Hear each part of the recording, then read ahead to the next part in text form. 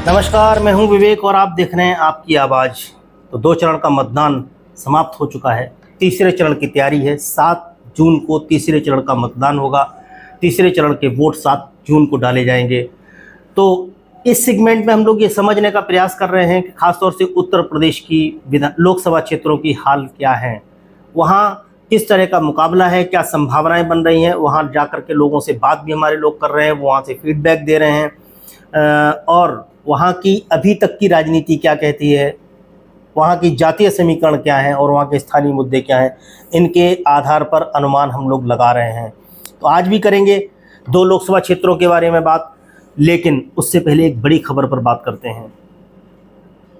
गृह मंत्री अमित शाह जी आज कानपुर पहुँचे और उन्होंने बुंदेलखंड और अवध के जो लोकसभा क्षेत्र आते हैं वहाँ के लोकसभा प्रभारी, वहाँ के जिलाध्यक्षों को और पदाधिकारियों को बुला करके एक बड़ी मीटिंग की और लोगों को निर्देश दिए, क्योंकि उनकी इस चीज़ से साफ चिंता जाहिर होती है कि वो भी चिंतित हैं। जो परिणाम आएंगे 4 जून को, उसको लेकर के आशंकित कहीं ना कहीं वो भी हैं, क्योंकि जिस तरह से पिछले 2 चरण का मतदान हुआ उसमें वोट परसेंटेज गिरा है, उसको लेकर के भाजपा में कहीं ना कहीं अंदर अंदर चिंता तो बन रही है। तो गृह मंत्री जी की कवायद भी इस पर मोहर लगा रही है। उन्होंने लोगों को बुलाया, लेकिन सबसे बड़ी घटना उसमें ये हुई कि उत्तर प्रदेश के मुख्यमंत्री योगी आदित्यनाथ जी उस बैठक में शामिल नहीं थे। भारतीय जनता पार्टी के प्रदेश अध्यक्ष थे, अवध और बुंदेलखंड के जिलाध्यक्ष थे, वहाँ के लोकसभा प्रभारी थे और वहाँ के प्रत्याशियों को बुला करके, कार्यकर्ताओं को बुला करके निर्देश दिए गए कि बूथ तक के कार्यकर्ताओं को क्या क्या निर्देश दिए जाएं। और सबसे बड़ी बात वहाँ जो कही गई वो ये कि उत्तर प्रदेश के जो कार्यकर्ता हैं बूथ तक जाएं, 3-3 बार लोगों से मिलें और समझें कि कौन वोट दे रहा है, कौन वोट नहीं दे रहा है, और लोगों को पोलिंग स्टेशन तक लाएं। इसका मतलब पोलिंग स्टेशन तक जो लोग नहीं आ रहे हैं, भाजपा को ये पता है कि वो उन्हीं के लोग हैं। तो ये बड़ी कवायद आज थी। और सबसे बड़ी इसमें जो बात है वो ये कि मुख्यमंत्री योगी आदित्यनाथ जी आखिर उस बैठक में शामिल क्यों नहीं थे। सवाल तो उठेगा ही, ये एक सवाल तो बनता ही है। और राजनीतिक जो गलियारे हैं उनमें इस तरह की सुगबुगाहट है, कहीं ना कहीं कुछ न कुछ तो गड़बड़ चल रहा है भारतीय जनता पार्टी के अंदर। अमित शाह जी बहुत एग्रेसिव हैं इस चीज़ को लेकर के और लगता है कि उत्तर प्रदेश की कमान अब उन्होंने अपने हाथों में ले ली है। तो भारतीय जनता पार्टी के लिए मुश्किलें बढ़ती चली जा रही हैं। चलिए खैर, अब बात करते हैं आज की 2 लोकसभा क्षेत्रों के बारे में। तो आज की जो लोकसभा क्षेत्र हैं उनमें एक क्षेत्र है आगरा और दूसरा लोकसभा क्षेत्र है आगरा से लगा हुआ फतेहपुर सीकरी। तो पहले आगरा की बात कर लेते हैं। आगरा में ये किसी की परंपरागत सीट है ऐसा कहा नहीं जा सकता है। उसका कारण सबसे बड़ा ये है कि 1952 से लेकर के 1971 तक ये कांग्रेस के खाते में रही। 1977 में इमरजेंसी के बाद चौधरी चरण सिंह जी कांग्रेस से अलग हुए और उन्होंने भारतीय लोकदल की बीकेडी की स्थापना की, गठन किया और 1977 में बीकेडी ने ये आगरा की सीट जीती। 1977 के बाद 1980 से लेकर के 1984 तक कांग्रेस जीती और 1984 में जिस समय इंदिरा गांधी जी की हत्या हुई, पूरे देश में इंदिरा गांधी जी की हत्या के बाद जो एक सहानुभूति उपजी कांग्रेस के प्रति और राजीव गांधी जी के प्रति, और पहली बार इस देश में ऐसा हुआ कि कोई भी पार्टी 400 से ज़्यादा सीट जीतने में कामयाब हुई, वो थी कांग्रेस। 1984 में इंदिरा गांधी की हत्या के बाद जो लहर चली इस देश में, उसमें आगरा 1984 में फिर कांग्रेस ने जीती। लेकिन उसके बाद जब 1989 का चुनाव आया, 1989 में बोफोर्स का आपको याद होगा, नहीं होगा तो आप समझ लीजिए कि 1989 में बोफोर्स का एक बड़ा मामला इस देश के अंदर चला। भ्रष्टाचार के बहुत सारे आरोप कांग्रेस के ऊपर लगे, राजीव गांधी जी के ऊपर लगे और राजीव गांधी जी की सत्ता चली गई। जनता दल ने बड़े पैमाने पर वहाँ चुनाव जीते पूरे देश के अंदर और जो सीटें कम रह गईं उसकी पूर्ति भारतीय जनता पार्टी ने कर दी। भारतीय जनता पार्टी और जनता दल ने मिलकर के सरकार बनाई 1989 में। आगरा से उसी लहर में, जो वीपी सिंह जी की लहर थी, उस लहर में अजय सिंह जी वहाँ से सांसद बने। 1991 से लेकर के 98 तक भगवान शंकर सिंह बीजेपी के आगरा में काबिज रहे सांसद के रूप में, यानी 91 से लेकर के 98 तक बीजेपी की वहाँ सांसद रहे। और 1999 और 2004 में यहाँ समाजवादी पार्टी भी चुनाव जीती। समाजवादी पार्टी के राज बब्बर यहाँ से सांसद बने। तो अब ये नहीं कह सकते हैं कि ये किसी की परंपरागत सीट है। वक्त और परिस्थितियों के हिसाब से सारी चीज़ें बदलती रहीं। 2004 के बाद जब 2009 का चुनाव हुआ तो 2009 में वहाँ बीजेपी जीती और तब से लेकर के आज तक बीजेपी वहाँ से जीतती चली आ रही है। 2014 में वहाँ से प्रोफेसर रामशंकर कठेरिया सांसद बने और 2015 में एसपी सिंह बघेल वहाँ से सांसद बने। एसपी सिंह बघेल 2019 में बीजेपी की टिकट से आगरा से चुनाव जीते। एसपी सिंह बघेल इससे पहले समाजवादी पार्टी में थे, समाजवादी पार्टी से जलेसर से वो सांसद रहे हैं, उसके बाद वो भारतीय जनता पार्टी में आ गए, विधायक थे, मंत्री बने उत्तर प्रदेश में, उसके बाद 2019 में वहाँ से वो आगरा से सांसद बने। अब आगरा की स्थिति आखिर है क्या? तो अभी वहाँ एसपी सिंह बघेल को भारतीय जनता पार्टी ने दोबारा अपना प्रत्याशी बनाया है। समाजवादी पार्टी के खाते में इंडिया अलायंस की तरफ से सीट है। सुरेश कुमार करदम यहाँ से समाजवादी पार्टी के प्रत्याशी हैं और बीएसपी से पूजा अमरोही प्रत्याशी हैं बहुजन समाज पार्टी की।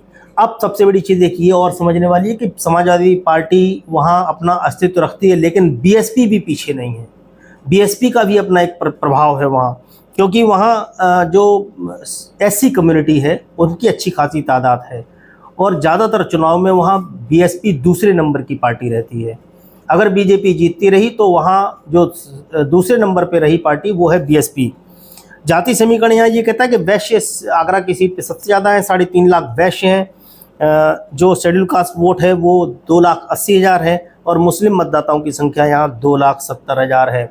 तो मुस्लिम मतदाताओं की संख्या और जो एससी मतदाताओं की संख्या मिला करके यहाँ बीएसपी को भी मजबूती से खड़ा करती है। परिणाम 4 जून को आएंगे, तब तक की प्रतीक्षा रहेगी, लेकिन अभी की स्थिति में ये कहा जा सकता है कि एसपी सिंह बघेल वहाँ मजबूत दावेदारी बनाए हुए हैं और उनके जीतने की संभावनाएं बहुत प्रबल हैं। दूसरी सीट है फतेहपुर सीकरी।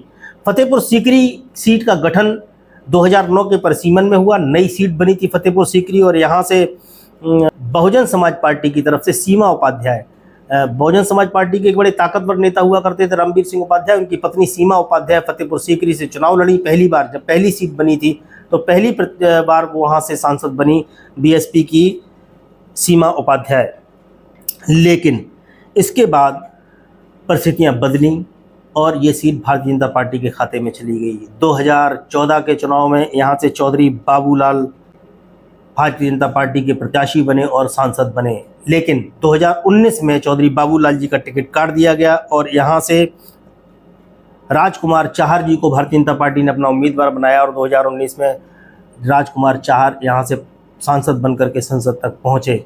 2014 में चौधरी बाबूलाल थे। चौधरी बाबूलाल जी बड़े कद्दावर नेता हैं, इस क्षेत्र के बड़े जाट नेता हैं और वो वर्तमान में विधायक भी हैं। कांग्रेस की तरफ से इस समय रामनाथ सिकरवार लड़ रहे हैं, चूँकि इंडिया अलायंस की तरफ से ये गठबंधन में कांग्रेस को गई है ये सीट।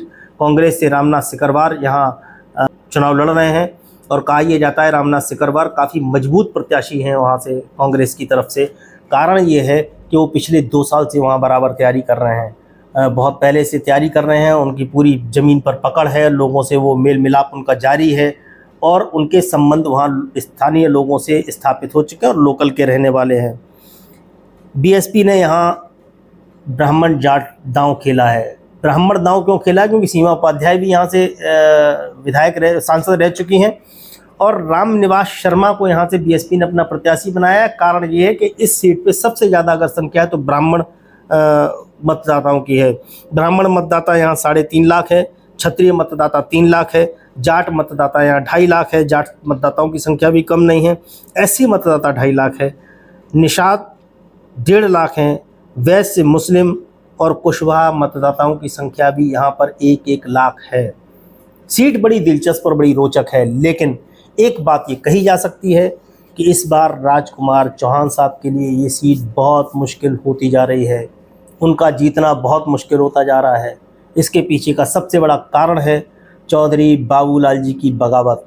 चौधरी बाबूलाल को इस बार भी टिकट नहीं मिला, चूँकि वो विधायक हैं और सांसद का टिकट मांग रहे थे, उनको टिकट नहीं मिला, तो उनके बेटे चौधरी रामेश्वर सिंह ने वहाँ बगावत कर दी है और निर्दलीय प्रत्याशी के रूप में वो वहाँ खड़े हो गए हैं।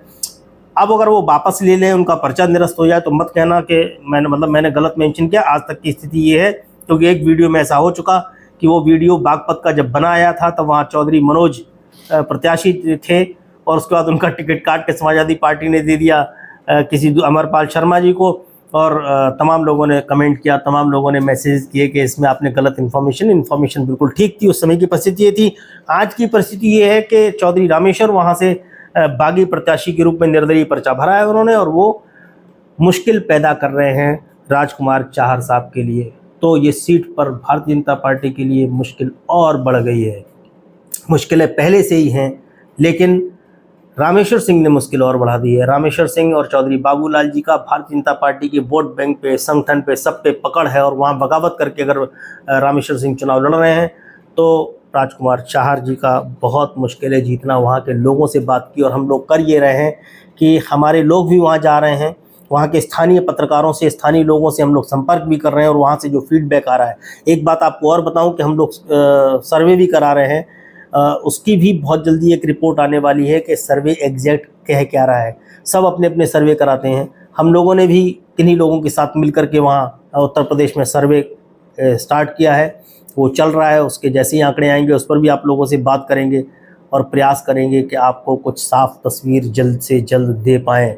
तो अभी तक की स्थिति ये है कि भारतीय जनता पार्टी के पास दोनों सीटें हैं, आगरा भी है और फतेहपुर सीकरी भी है।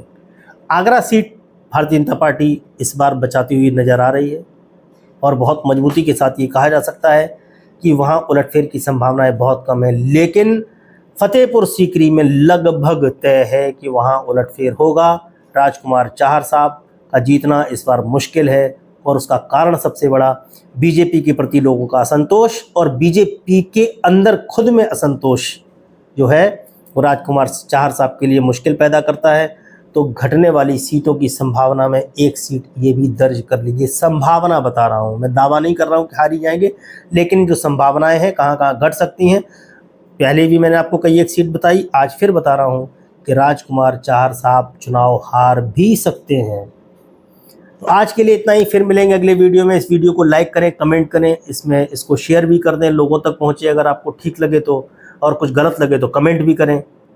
अगले वीडियो में फिर बात करेंगे किन्हीं 2 और लोकसभा क्षेत्रों के बारे में। आज के लिए इतना ही, मुझे दीजिए आज्ञा, नमस्कार।